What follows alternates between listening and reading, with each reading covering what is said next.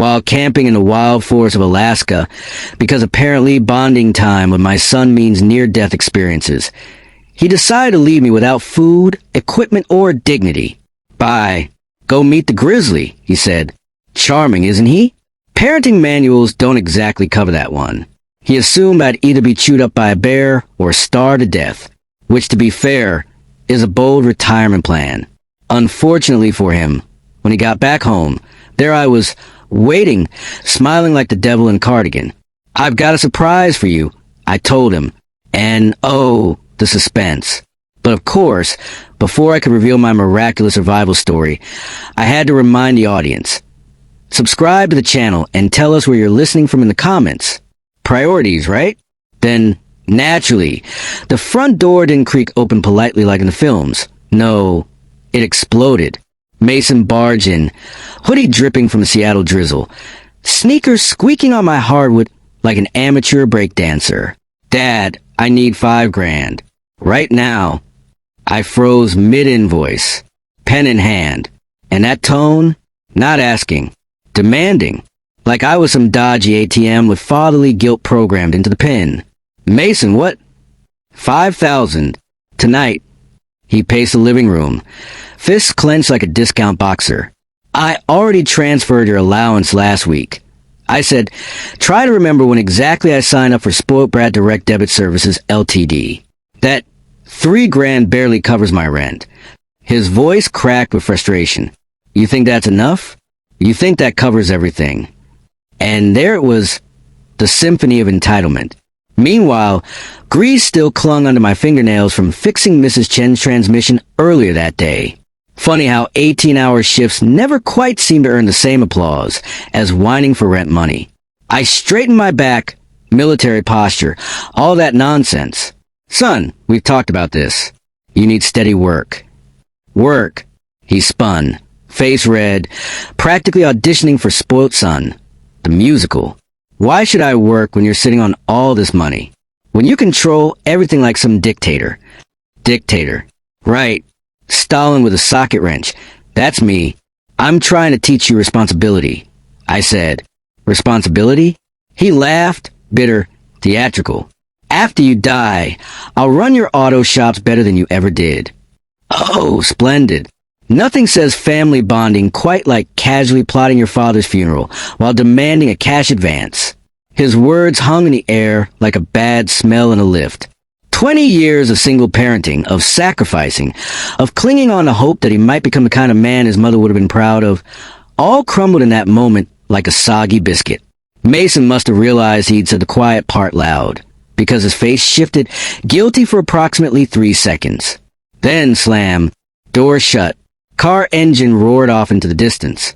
The family photo on the mantel rattled like it was clapping sarcastically at my performance as world's most delusional father.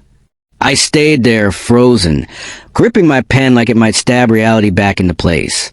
Spoiler, it didn't. Next morning, I tried straightening that photo frame. Sarah smiled back, radiant, holding 8-year-old Mason at Little League. Ah, yes, the glory days. The funeral flashback next. Sarah gone. Me broken. Mason in an oversized suit, clutching my hand. The mortgage behind. The medical bills drowning us. And me promising her I'd take care of him. Give him everything. Everything. Oh, what a mistake that word was. By Thursday, I was flipping through old photo albums like some masochist on a nostalgia tour. There was $40,000 a year for private school, $18,000 for a shiny new Civic, uni tuition, dorms, allowances.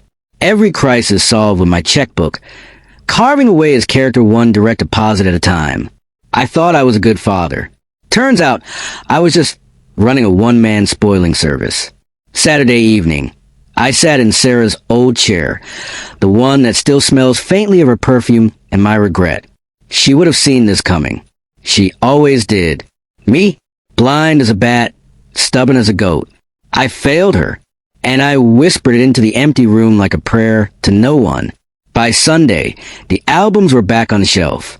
My hand shook as I reached for a pen and paper, military breathing kicking in, drafting legal documents, because apparently when your son wants you dead, it's time for admin. Then the phone rang. Mason's name. I hesitated. Answered. "Hello, son." "Dad." "Hey, how are you doing?" The cheerfulness in his voice was faker than supermarket sushi. Too bright, too eager, like he'd swallowed a salesman whole. "I'm fine. This is unexpected after last week." "Yeah, about that. I was way out of line. I want to make it right. Actually, I've got a proposal. Something that could fix everything."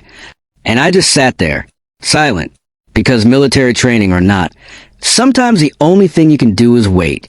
Let's go camping together in Alaska, Denali National Park. Just you and me, like when I was a kid, remember? "Excuse me?" Mason hadn't shown interest in the outdoors since he discovered Wi-Fi. The last time he touched nature willingly, it was probably his vegan ex-girlfriend's kale garden. "This is very sudden," I said, which was my polite way of saying, "What fresh hell is this?" I know, but my mates canceled last minute. Got these tickets. Everything's paid for: flights, camping gear, park permits. The whole package expires tomorrow." Oh, convenient. So convenient, it could have been gift-wrapped with a bow that said trap. My grip tightened on the phone. The urgency felt about as natural as Mason offering to do the washing up. "Mason, when have you ever organized a camping trip?" I asked, because this was the same boy who once rang me in tears when his Uber app crashed. "Come on, Dad. Remember when you taught me to read animal tracks? How to start a fire with wet wood? You always said the wilderness shows a man's true character." Ah, yes, nostalgia. Nothing like weaponizing my fondest memories against me. The reference twisted something in my chest, though. Those had been good times. Back when Sarah was alive. Back before I started solving everything with money. This could be our chance to reconnect. Mason pressed, voice dropping into that fake sincerity tone he thinks fools me. No distractions, no city stress. Just father and son in God's country. God's country. More like God's waiting room if things went his way. Every rational part of me screamed, "Don't you dare." But the tiny masochistic corner of my heart whispered, "What if it's real?" "The flights leave March 25th, Mason continued. "Seattle to Anchorage. 5 days in the wilderness, just like the old times." 5 days. I repeated slowly, as if saying aloud might make it sound less like a death sentence. "Dad, please. These tickets are burning. This might be our last chance to fix what's broken." Oh, the drama. Mason could have had a career in soap operas if only he weren't too busy auditioning for Patricide, the camping edition. The silence stretched. Paper sat on my desk. Legal documents I've been drafting. Precautionary measures against possibilities. And by possibilities, I mean, son tries to accelerate inheritance plan with a bear attack. "All right," I heard myself say, like an idiot. "Let's do it." "Really? Fantastic. I'll text you the flight details. This is going to be amazing, Dad. You'll see." Click. Line went dead. My hand trembled as I set the phone down. Hope and paranoia wrestled in my chest like two drunk uncles at Christmas dinner. 3 days later, I slipped the legal documents into my travel bag. They felt heavier than they should have. Paperweight, now with added existential dread. At SeaTac, Mason bounced on his heels like an overeager teenager. His backpack looked so new I half expected the shop alarm to go off. "Dad." Perfect timing. They just called boarding. His grin stretched too wide. Like Joker-wide. "You seem excited," I said, watching that little twitch in his left eye. Military training teaches you to spot nervous energy. And Mason had enough nervous energy to power Heathrow Airport. Why wouldn't I be? Father-son adventure in the last frontier. He hoisted his brand new pack with the grace of a man and used to lifting anything heavier than a gaming console. On the flight, he wouldn't shut up. Wilderness photography, fresh air, all very Instagram explorer. Except he kept consulting his phone like a man allergic to unplugging. Meanwhile, I tried impressing him with survival stories. Edible plants, navigation tricks, weather signs. "You really know all this stuff?" he asked, scribbling notes on a napkin like a diligent student. 20 years in the Navy teaches you to be prepared for anything, I said. His expression flickered. Calculation disguised as admiration. Ah, the subtle look of a man updating his murdered dad strategy. Layover dragged. Mason disappeared 3 times for bathroom breaks, lasting 20 minutes each. Either he's got the bladder of a pensioner, or he was plotting. I watched the plane's taxi past and thought, yes, Alaska is getting closer, and so is my obituary. Final flight. Mason pressed his face to the window. The mountains looked like broken teeth. His reflection looked like someone grinding those teeth. Anchorage greeted us with crisp air, snow, and the faint smell of bad decisions. Rental car sorted. Toyota 4Runner. Extra insurance, you know, in case the wilderness suddenly files a claim. Mason loaded our gear, wincing as he favored his right shoulder. Curious. Outdoor store next, he announced. Phone in hand again. We ended up at Northern Exposure Outfitters. He insisted on high-powered torches, emergency flares, rope, a shopping list that sounded less like camping and more like CSI.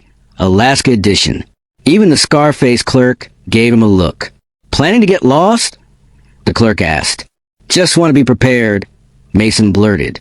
Yeah, for my tragic disappearance. We hit Highway 3. Endless forest, moose warnings, postcard scenery. I tried small talk. Beautiful country. Yeah, really isolated, Mason replied, voice carrying that weird satisfaction only villains and tax auditors get. We stopped for petrol as darkness fell. I filled the tank, while Mason wandered into the shop. Through the fluorescent glare, I saw him hunched over his phone, whispering urgently, the posture of someone either ordering a pizza or arranging a murder. When he returned, I asked casually, everything all right? Saw you on the phone. Just checking weather conditions, he said.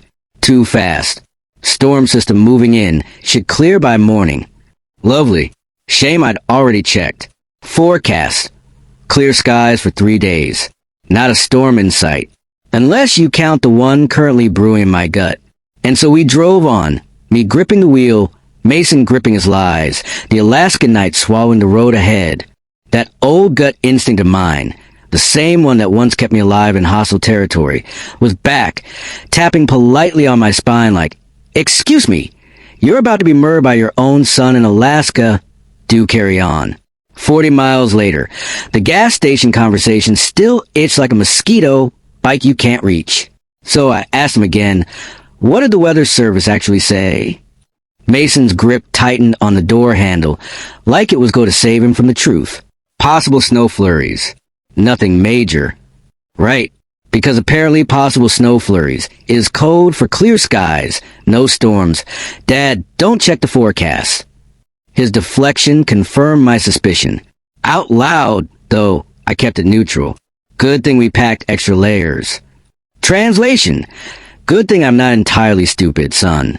Denali's entrance appeared, wooden signs, spruce trees, the whole rugged postcard vibe.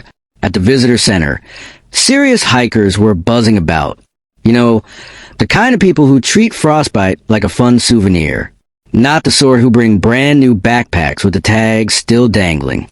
Our motel looked like it had been assembled by elves with rustic fetish. Rooms with names like Grizzly Den and Caribou Creek. Because nothing says relaxing stay, like naming your bed after the local wildlife most likely to kill you. The desk clerk, a young woman with hands rough enough to sand timber, checked us in while Mason studied trail maps with the intensity of a man picking out his father's headstone. First time in Denali? She asked. For him, I nodded toward Mason. I've been to Alaska before. Military exercises. She smiled politely. Which trails are you considering? Before I could speak, Mason pounced. Planica River backcountry route. We want the full wilderness experience. Her expression dropped faster than the temperature. That's advanced terrain. Very remote. Most people start with the shorter trails. Oh, we're experienced campers. Mason lied through his teeth, despite the fact his definition of outdoorsy was Uber Eats delivering late.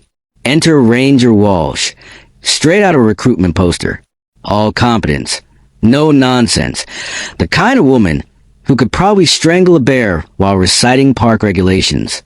She unrolled a map like she was unveiling our death certificate. The Tlanica River route takes you 30 miles from the nearest ranger station. No cell coverage. No other campers this time of year. Recent grizzly activity here, and here. Wolves spotted. Moose are unpredictable. Yes, perfect. Nothing like a holiday that doubles as a wildlife buffet. Mason leaned in, eyes gleaming with what I can only describe as suspicious glee. What about emergency evacuation? Ranger Walsh gave him the look. Helicopter rescue. Weather permitting. Could be days if conditions turn bad. Translation. You're on your own, lads. And your combined wilderness experience? She asked. I told the truth. My Navy training, survival exercises, all that. Mason mumbled something about camping with mates. Honestly, he sounded like a teenager trying to blag entry into a nightclub. Her face said it all. She'd seen cockier men become bare droppings. Sir, with respect, this route isn't appropriate for beginners. We've excellent guided tours. We'll be fine, Mason cut in, practically glowing. My father's practically a survival expert. Oh yes, lovely. Nothing like throwing me under the bus in advance. After signing waivers, essentially a document saying, if you die, don't sue, we sat through safety videos about bear attacks. Then I insisted on renting a rifle, a Remington 870 that sat nicely in my hands like an old friend. Mason looked nervous. You sure about that? Yes, Mason. Alaska rule number 1. Don't stroll into bear country waving a sandwich. We also picked up bear-resistant food containers and emergency beacons. Ranger Walsh demonstrated how to call for rescue. Hold this button for 5 seconds and search and rescue get your location. Then she added helpfully, but remember, even then it could take 12 to 18 hours. Brilliant. Enough time for the wolves to write a review. Loading the packs into the truck. I felt that familiar pre-mission tension. Everything screamed don't do it. The remote location. Mason's inexperience. His odd insistence on going full Bear Grylls despite living a lifestyle closer to Greg's. Still sure about this route? I asked. His smile looked forced. Absolutely. No turning back now, right, Dad? Wrong. That sounded less like encouragement and more like a Bond villain line. Before pressing the big red button. Through the rear view, I watched the ranger station vanish into the trees. Our last tether to civilization snapped, and the wilderness swallowed us whole. The forest road narrowed, branches clawing at the windows like skeletal fingers. My GPS showed the bars drop, one by one, until nothing. We're officially off the grid now. I muttered. Mason laughed hollowly. Perfect. Just us and nature. Yes, just us. Nature and my increasingly certain death. Mile 23. The road ended at weathered posts that looked suspiciously like gravestones. Appropriate. Unloading packs. I noted the difference. Mine, efficiently packed, balanced. His? A bulging, awkward mess of unused gear. He grunted like a toddler with a nappy full of bricks. Bloody hell. This thing weighs a ton. Proper packing takes practice, I said, adjusting the straps. He winced when I brushed his right shoulder. Injured? I asked. Old injury.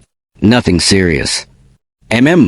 Nothing screams harmless, like a man lying to his teeth in the middle of nowhere. The trail wound into thick spruce forest, the light dimming to an eerie twilight. Moss-covered logs, streams, shadows that looked like teeth. Wildlife appeared immediately. Moose tracks, eagle cries, and the distant howl of wolves. You hear that? Mason froze, pale as milk. Yes, wolves. 5 miles off, maybe. I kept walking, but I noticed something. His fear wasn't about wolves. No, Mason's nerves had nothing to do with nature. They had everything to do with me. And that was the scariest part of all.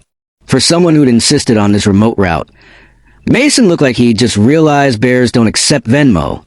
3 hours in, and he was panting like a pensioner on a treadmill while I, apparently, was auditioning for Alaskan Dad of the Year. We finally reached a clearing by Russian Creek.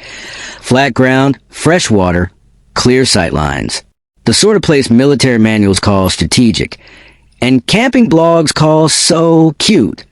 Meanwhile, Mason collapsed on a log like it was a fainting couch.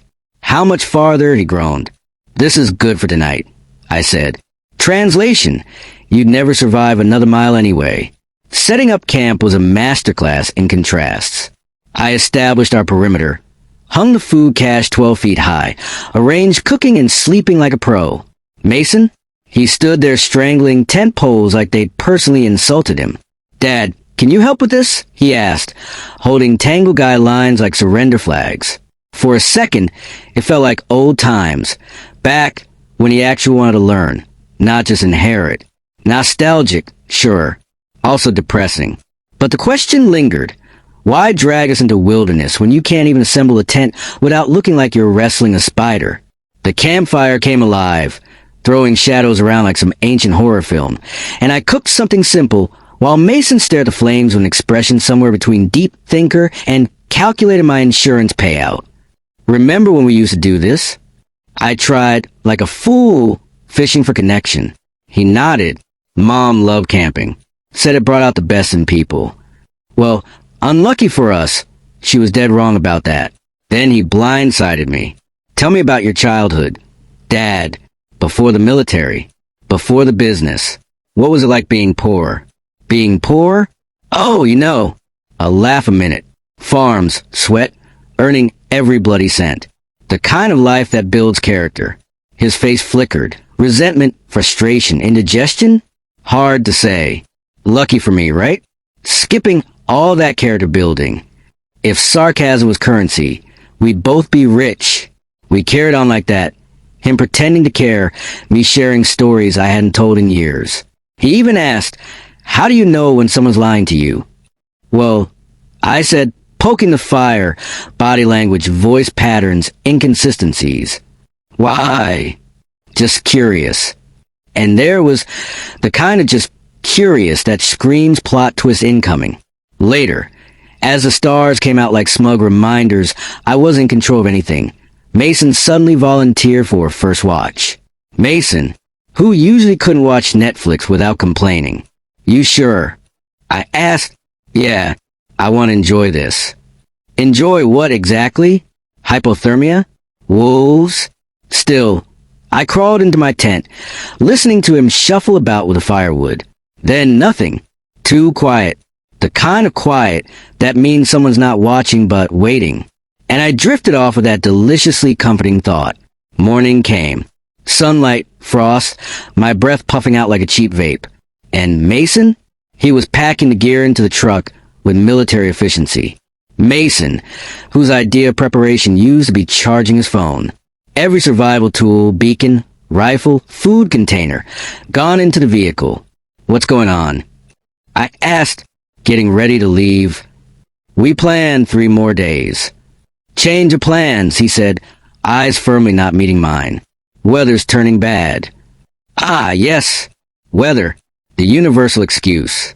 Clear skies above, birds chirping, but apparently it was Armageddon o'clock in Mason's imagination. "Mason," I pressed, "what's really happening?" And then, boom, dam burst. Years of resentment spewed out like bad lager. "I'm done. Done with your control, your manipulation, your judgment. Son, don't call me that. Sons don't beg for every dollar while their father sits on millions." Oh, good. We'd reached the Shakespearean monologue stage. Venom, rage, the whole works. "I've given you everything," I said, stupidly. "You've given me nothing. You made me weak, kept me dependent. But guess what?" His laugh was cold, sharp. "I'm taking control now." And that's when it hit me. The trip, the remote wilderness, his sudden enthusiasm for maps and wolves. It wasn't bonding. It was planning. My son had planned this. "Finally catching on military genius," he sneered. And there it was. The punchline to my life. "Took you long enough," Mason sneered. "Why, son? If you needed money, we could have worked something out." "Oh, I don't want your allowance anymore. Dad, I want what's mine by right. Your business, your assets, everything you've been dangling over my head for decades." "Ah, yes.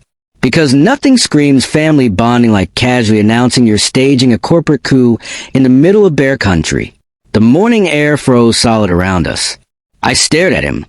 This stranger wearing my son's face, spitting out words sharp enough to cut through 20 years of fatherly delusion.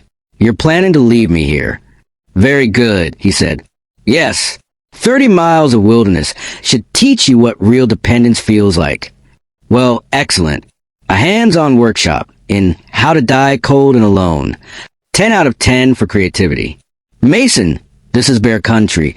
I'm managed chest tight. No equipment. No GPS. Should have thought about that before you made me your puppet. He slammed the tailgate shut like punctuation on my obituary. Maybe you'll survive. Maybe you won't. Either way, I'll inherit what should have been mine years ago. And me? I actually begged. Please. The words scraped my throat raw, tasting of humiliation. For a moment, his face flickered doubt, affection, maybe indigestion. But then, gone. Hardened into something unrecognizable.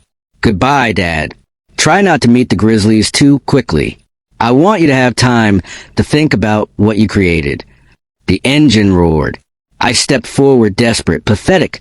He threw it into reverse, eyes cold, mechanical, completely devoid of anything resembling a sun.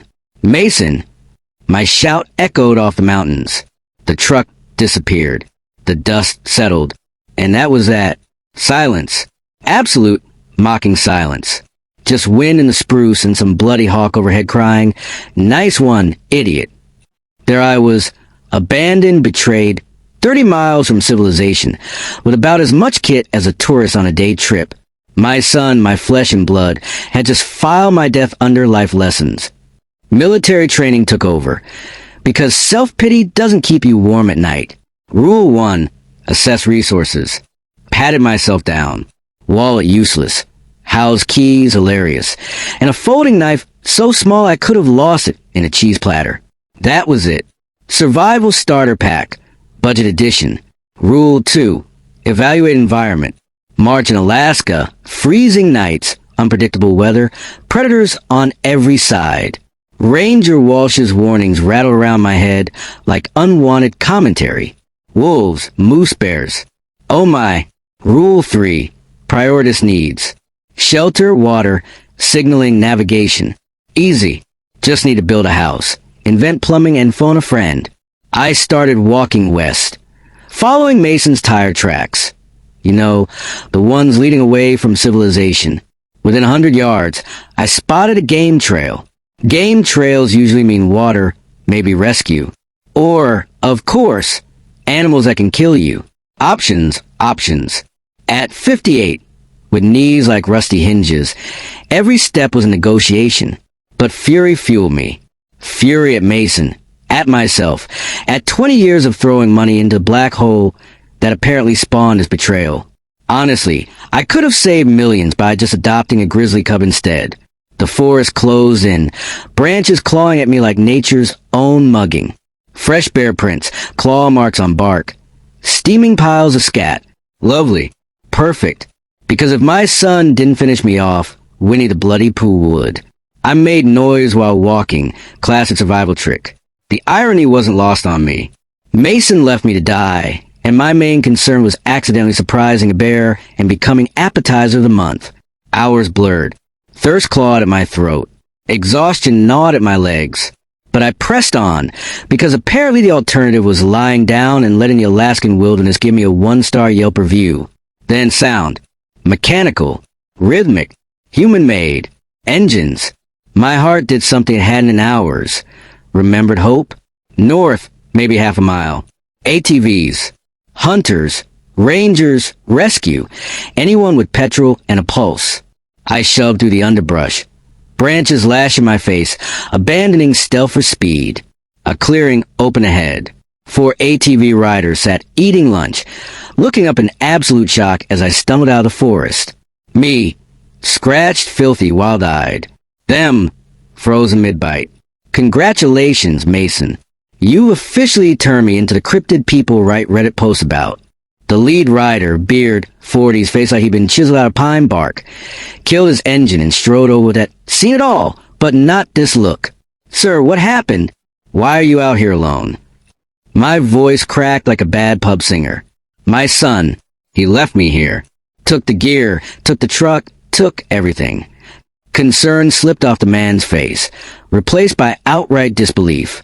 Someone abandoned you here? That's attempted murder. Oh, good.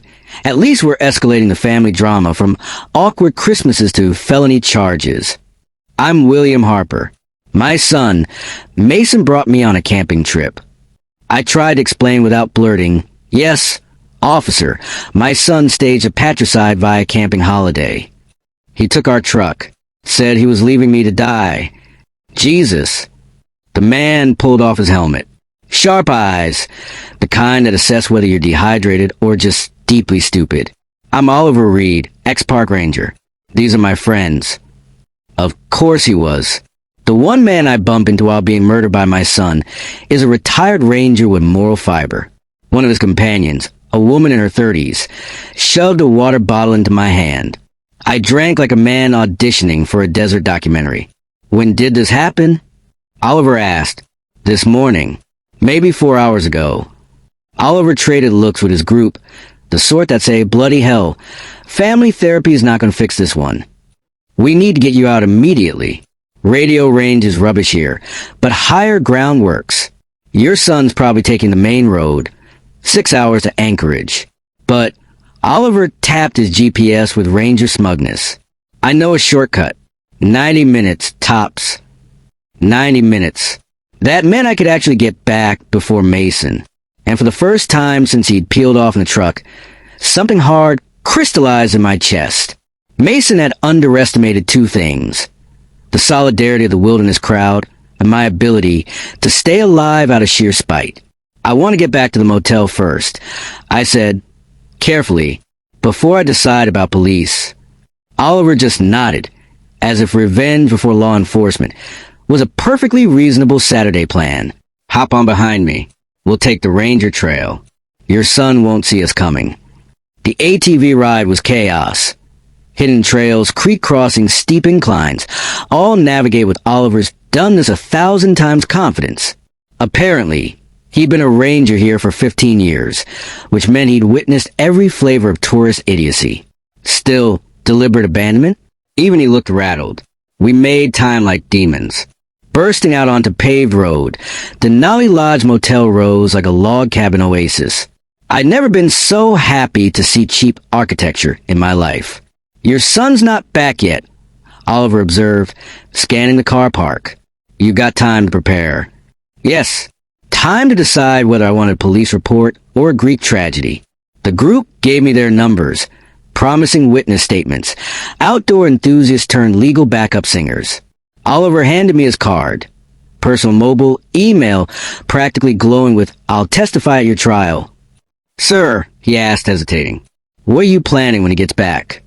I looked at the motel room door, at the legal documents folded in my jacket. Mason had plotted my destruction for years, all to claim an inheritance. The punchline? I'd already rewritten the will 3 weeks ago, in a fit of paternal disappointment. Mason wouldn't inherit a single penny. Everything was going to charities, scholarships, Sarah's name etched in something meaningful. Mason's grand prize for patricide? Nothing. Not even the consolation mug. I'm going to give him exactly what he wants. I said quietly, just not in the way he expects. Back in the room, I spread the papers out like a general unrolling battle maps. The will wasn't just legal protection anymore. It was the sharpest weapon I had. Mason thought he'd played me into checkmate. What he didn't realize was that the king had already swapped sides. I rang Oliver. He answered instantly, like men who don't waste time. "William, you settled in?" "All right," I said. "I need your help with something specific. When Mason returns, I want everything documented. His reaction, his words. All of it. You planning to confront him before police?" "Oh, yes. I'm planning to hand him the keys to the kingdom, right up until the moment he realizes I sold the bloody castle." Oliver was silent a beat, then, "That's strategic. Want me there as witness, if you're willing. And bring that digital camera you had on the trail. Mason's about to gift wrap evidence for a jury." Oliver's voice turned grim. "What time you expecting him?" I did the maths. Mason, blissfully driving towards his inheritance, unaware he was about to arrive at his own ruin. And me, Waiting, equal parts father, soldier, and man who'd finally stopped pretending the world made sense. Main Park Road, Anchorage.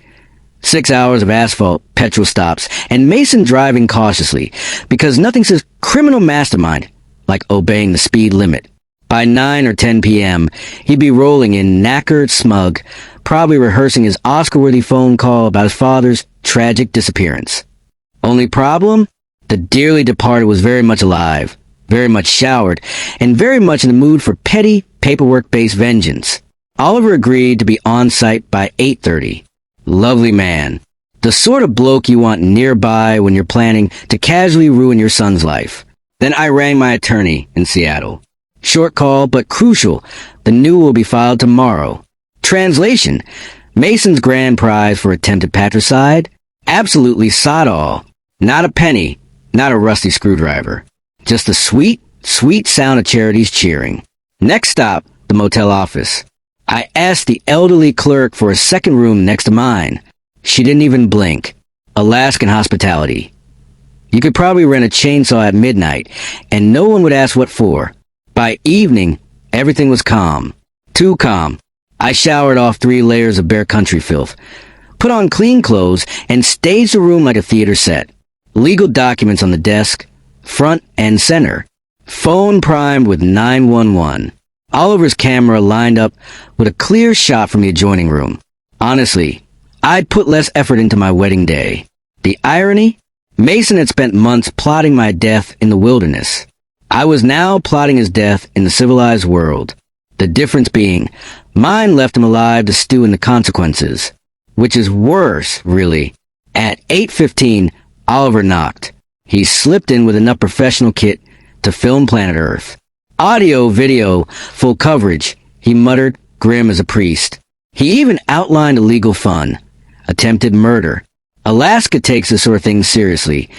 It's basically a death sentence, just with extra paperwork. Perfect. Nothing says family reunion like the threat of prison time. Darkness rolled in like a bad omen. The phone read 8:47. Any minute now. Mason would arrive, expecting to find my empty bed. Instead, he'd walk into a live-action courtroom drama starring me. Headlights swept across the car park. Our rental truck. He was back, probably humming a sad little tune, practicing how to fake cry down the phone. Bless him. I positioned myself in a chair, documents on display, like the world's pettiest art exhibition. Through the wall, I could hear Oliver adjusting the camera. Showtime. Mason's key scraped the lock. Twice. Then the door opened. He stepped inside like a burglar breaking into his own crime scene. The overhead light hit his face, and I watched recognition punch him straight in the gut. Dad. The word broke out strangled. Hello, son. How was your drive? Confusion. Shock. Terror. A marvelous cocktail. He swayed against the doorframe, scanning the room as if I'd hidden a firing squad behind the curtains. How are you here? How did you? Oh, turns out I'm harder to kill than your GCSE math suggested. Mason's knees nearly buckled. The performance was priceless. I left you 30 miles from nowhere. No food, no water, no gear. Yes, darling, I remember. Charming touch. By the way, the whole "go meet the Grizzlies" line really captured your creative side. He tried again. Dad, wait, you don't understand. Oh, I understand perfectly. You brought me to Alaska to murder me for my inheritance. Meticulously researched. Chose the most remote location possible. Probably even rehearsed your grief face in the mirror.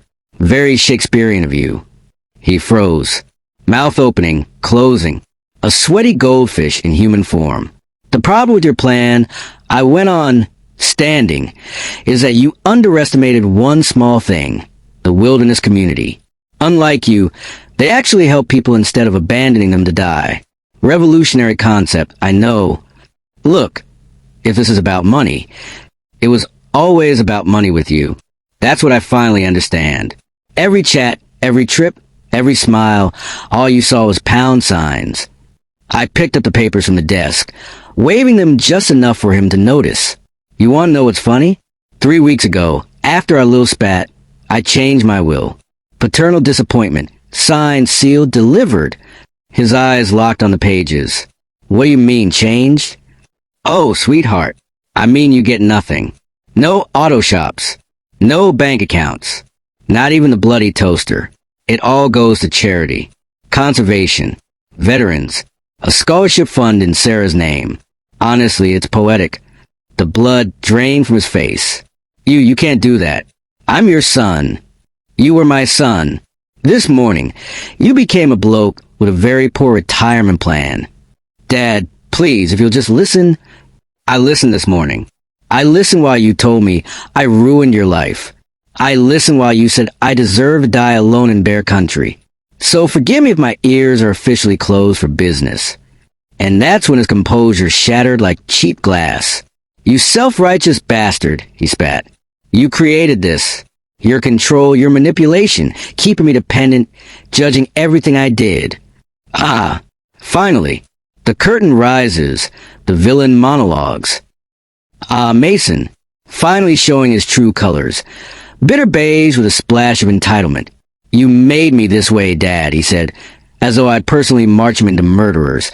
R.U.S. and bought him the deluxe patricide package. And, you know what? For once, I didn't argue. I actually agreed. Yes, Mason, I did create this disaster. I confused being a parent with being a personal ATM. I enabled you like a clown handing out free sweets. And shockingly, it turned you into a spoiled psychopath. Who could have guessed? But then came his genius solution. Change the will back. Oh, bless. Like undoing an attempted homicide is as simple as returning trousers to Marks and Spencer. Sorry, son, no receipts, no refunds. The will was filed this afternoon. I told him, and it had. All tidy and legal. Just in time to turn his inheritance into scholarships, charities, and the world's pettiest middle finger from beyond the grave. Mason sagged into the chair, smaller than I'd ever seen him. Murder really takes it out of you, doesn't it? You're wrong about one thing. I added, I didn't create your willingness to commit murder. That bit was all you. And honestly, credit where it's due. He went full method with it. Where you going? He croaked. To call the police. I said, attempted murder still counts as a felony, even when it's rubbish. His face collapsed. Dad, wait. No, Mason. Goodbye. And here's the kicker. He actually gave me something. Clarity. The kind of brutal, soul-cracking clarity you don't get from yoga retreats or self-help books. The last I saw of him, he was slumped over those legal documents like they were his GCSE results, realizing he'd failed the one exam that mattered. Cut to Anchorage Police Department. Fluorescent lights buzzing like the world's cheapest interrogation soundtrack. Detective Sarah Martinez sat across from me, sliding Oliver's recordings across the table like they were top trumps. Mason's voice, crystal clear, dripping with rage, practically narrating his own prison sentence. She looked up, unimpressed. Mr. Harper, this is the most premeditated case of attempted murder I've seen in 8 years. I said, he's always been thorough, especially when it involves ruining my life. Charges? Attempted murder, reckless endangerment, conspiracy to commit fraud.